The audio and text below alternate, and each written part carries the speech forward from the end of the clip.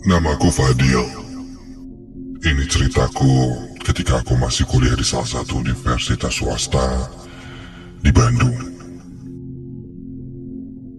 Kejadian ini terjadi ketika aku dan temanku Agam sedang mengerjakan tugas akhir di kampus. Hari itu, tepat jam 6 sore, aku dan Agam mengerjakan tugas di area koridor di lantai 4 gedung yang ada di kampusku. Saat aku sedang mengerjakan tugas akhir, tiba-tiba kami dikejutkan dengan suara lift yang tiba-tiba saja terbuka.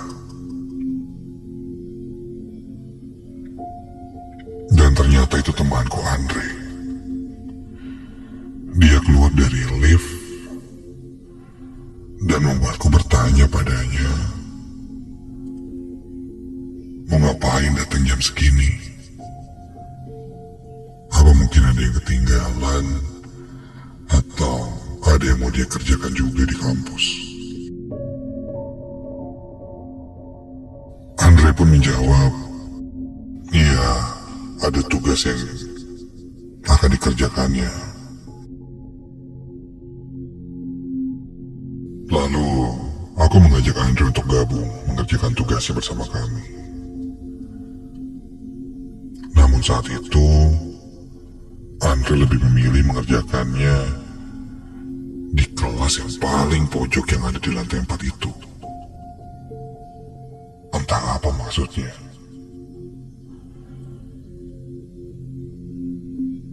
Aku pun menanyakannya lagi. Serius, Andre? Mau sendirian di sana? Udah malam loh, mending gabung aja di sini. Di sebelah sini wifi-nya cukup kenceng.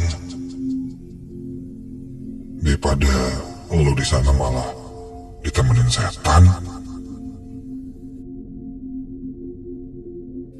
Andre pun tak banyak merespon ucapanku dan langsung berjalan ke arah kelas. Aku dan Agam saling bertatapan dan ya sudahlah. Kami pun lanjut mengerjakan tugas. Sampai tiba-tiba kami dikejutkan dengan beberapa lampu di koridor yang mulai mati satu persatu. Sepertinya listrik di kampus sudah mulai dimatikan. Begitupun dengan lift. Dan mengharuskan kami nantinya turun ke bawah menggunakan tangga.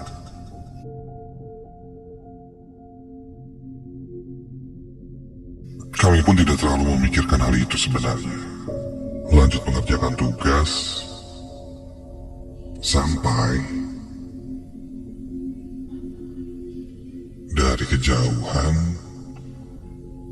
aku mendengar suara anjing melolong. Terdengar sangat jauh. Aku dan Agam temanku sama-sama mendengarnya. Cukup membingungkan karena selama ini setahuku di area kampusku tidak ada anjing liar atau mungkin yang memelihara atau bahkan membawa binatang peliharaannya itu ke kampus. Namun suara lolongan itu terdengar sangat jelas.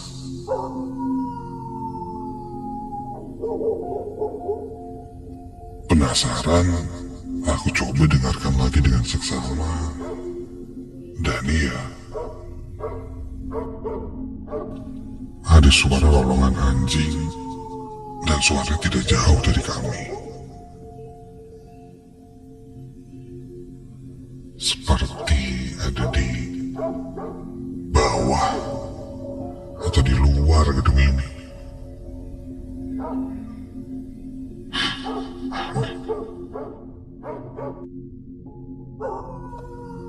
Aku coba tidak pedulikan hal itu dan lanjut mengerjakan tugas sampai... Apaan nih? Ada ada sesuatu yang jatuh ke kepalaku. Batu kerikil kecil.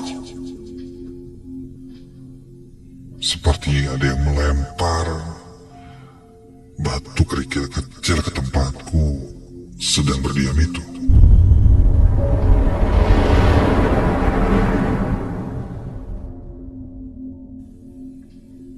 Ini aku kan ada di lantai 4.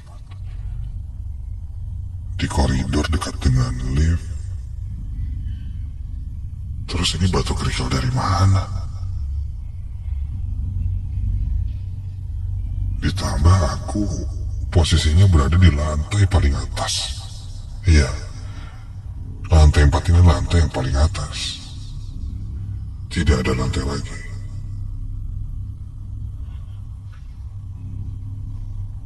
Jika ada yang sengaja melempari batu dan arahnya dari atas sih mustahil.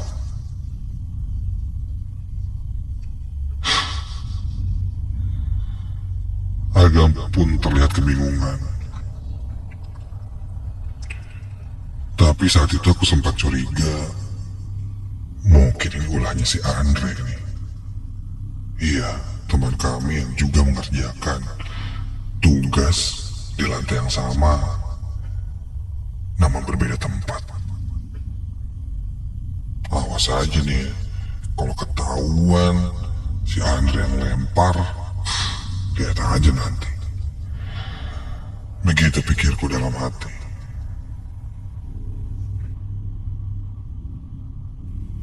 Hampir selesai kami mengerjakan tugas.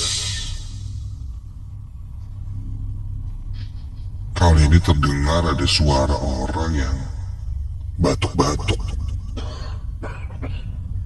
Dan batuknya itu tidak berhenti. Terasa seperti menahan kesakitan dan tidak kuat menahan batuk itu. Agam bertanya padaku siapa yang batuk ya. Duh, jangan-jangan si Andre lagi. Karena suara batuknya itu terdengar jelas dari arah kelas pojok, di mana Andre berada di sana. Si Andre kenapa ya? Yaudah kita lihat yuk. Aku dan Agam pun beranjak menuju ke kelas pojok itu untuk memeriksa keadaan Andre yang sepertinya terdengar batuk-batuk.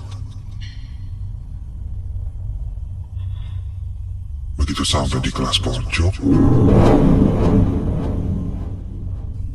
kelas itu terlihat gelap, lampunya tidak menyala, dan ketika kami buka pintu, Dre?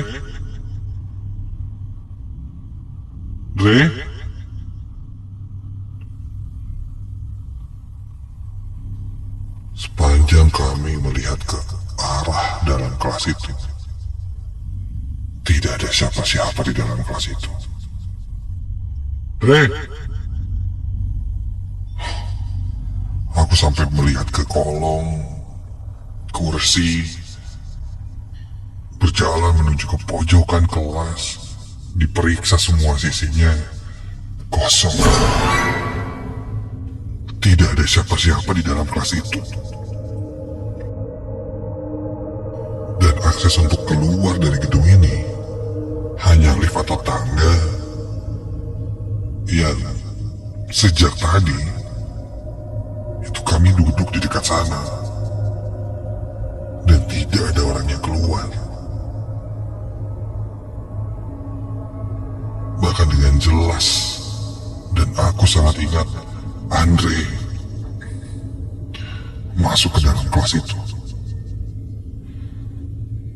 Namun tidak ada siapa-siapa. Dan jelas baru beberapa detik sebelum kami melihat ke arah kelas ini, kami mendengar suara batuk-batuk itu.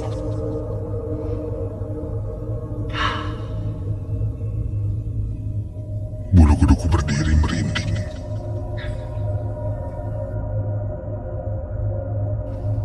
Lantas yang kami lihat tadi, siapa?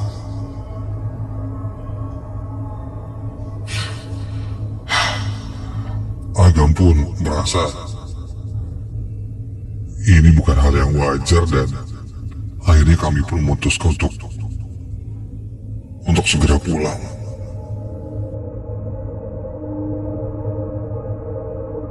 Kami bereskan laptop, buku, dan semuanya.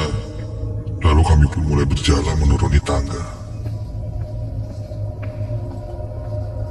Satu persatu anak tangga kami lewati. Dan baru beberapa langkah, belum sampai ke lantai 3, kami mendengar ada suara lagi. Suara orang yang batuk. Persis sama seperti yang sebelumnya.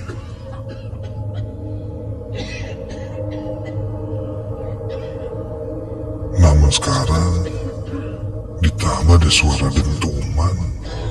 Orang seperti memukul-mukul tembok.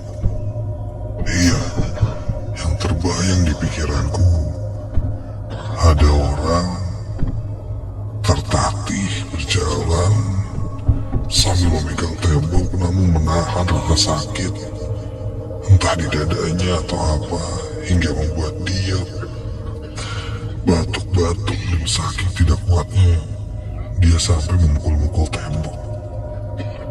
Itu muncul di benakku dan membuat bulu kuduku berdiri.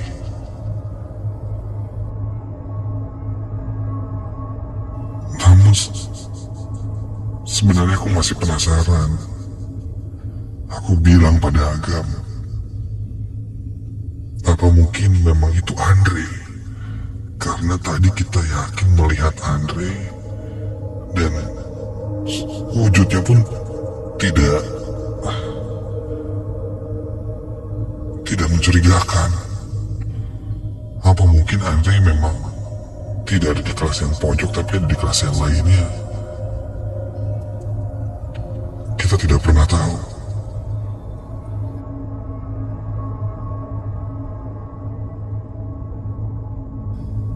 Aku pun minta Agam menunggu sejenak.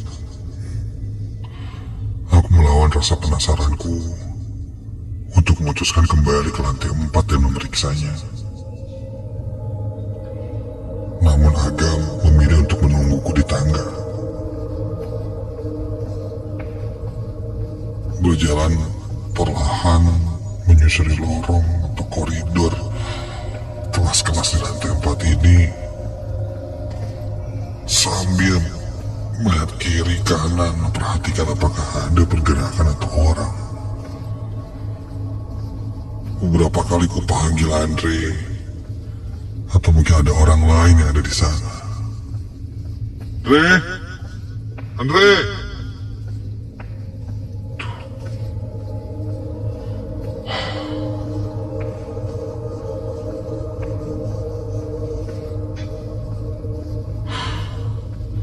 Ketika aku berjalan di lantai 4 itu, suara batuk dan orang memukul-mukul tembok itu pun perlahan hilang. Suara apa ya tadi ya?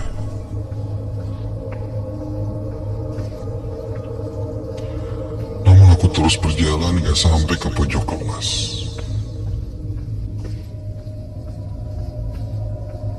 Aku kembali melihat lagi ke kelas yang ada di pojok itu.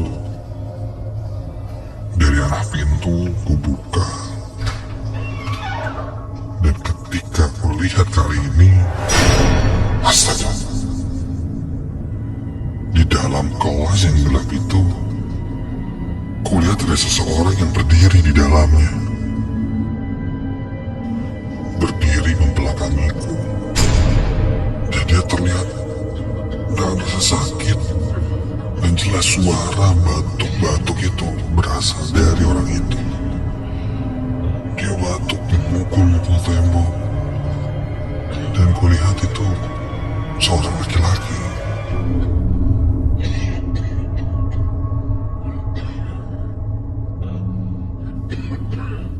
Berdirinya menghadap ke salah satu tembok di dalam kelas sambil terus memukul-mukul tembok itu dan batuk menahan sakit.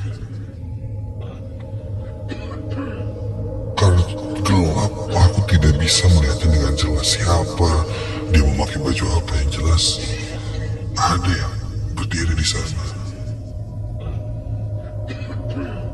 Semakin dekat, sosok itu tidak menghilang. Ini bukan hantu. Aku pun menyalakan lampu flash di handphoneku. Dan ketika ku sorot, iya, seorang laki-laki yang dari perawakannya itu bukan Andre.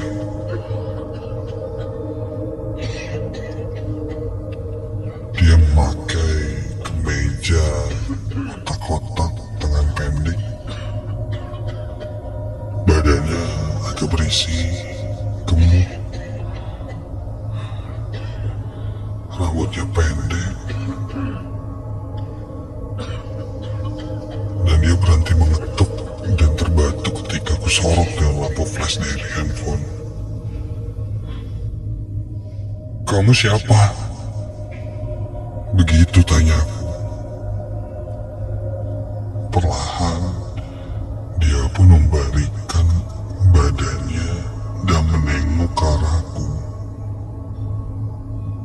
Lampu flash dari handphoneku itu masih menyorot ke arahnya. Sampai ketika dia berbalik dan melihat ke arahku. Kakiku lemas. Merinding amat sangat dari ujung kaki ke ujung kepala. Ketika orang itu memperlihatkan wajahnya ke arahku. Jelas itu bukan Andre.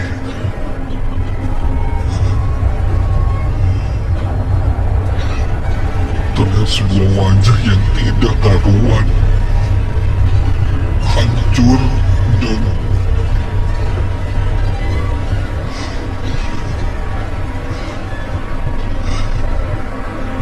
dia terbatuk-batuk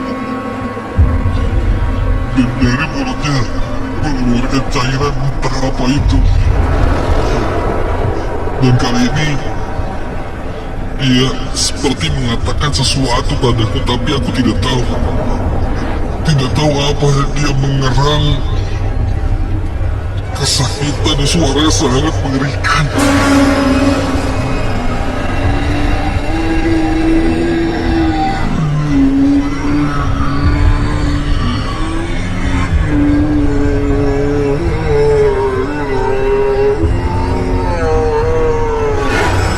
Dari itu aku hanya bisa terdiam, dan kakiku seolah berat dan lemas untuk berjalan kembali. Aku menutup mata, aku membaca doa sebisa yang aku hafal.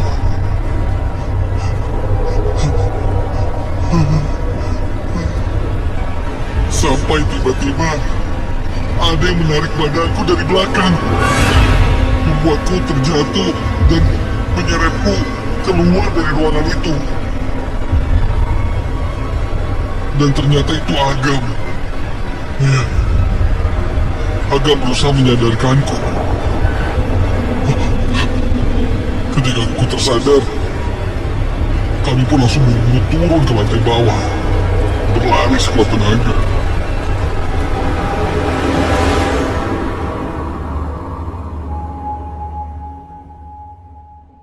Agam bilang,